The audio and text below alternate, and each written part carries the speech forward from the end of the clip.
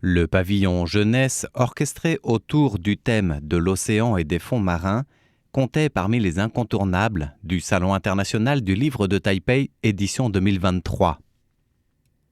Une des responsables de ce pavillon, Chang Liling, de la Fondation du Tibet, a expliqué le choix du nom de ce pavillon, Haiyang en chinois, qui se veut aussi un jeu de mots, Haiyang, qui en taïwanais signifie baleine, sachant que Yang signifie aussi majestueux, étendu.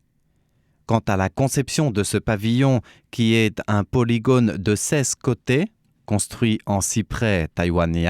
il représente sur chacune des facettes un des animaux marins, depuis les baleines à bosse jusqu'aux cachalots, en passant par les poissons volants, les limules, etc., sachant que la première facette de ce polygone, celle de l'entrée du pavillon, représente l'homme, ou plutôt un petit enfant, dans la peau d'un plongeur, comme une invitation justement à plonger véritablement dans le milieu marin.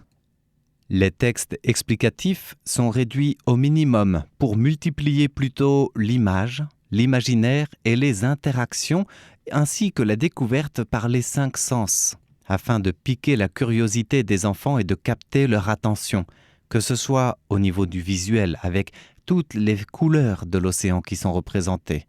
ou bien encore au niveau de l'ouïe avec une invitation à écouter les sons de l'océan, en tendant son oreille dans plusieurs coquillages de diverses formes et de diverses tailles.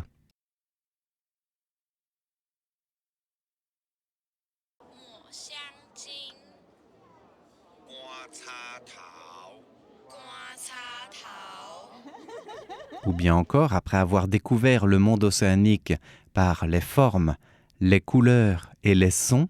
il est possible de les découvrir par l'odorat avec les différents produits de la mer. Enfin, un volet de la présentation de ce pavillon, en guise de conclusion, met l'accent aussi sur différentes représentations d'animaux marins qui ont été constituées à partir des déchets pour sensibiliser les visiteurs aux méfaits de la pollution signée de l'homme.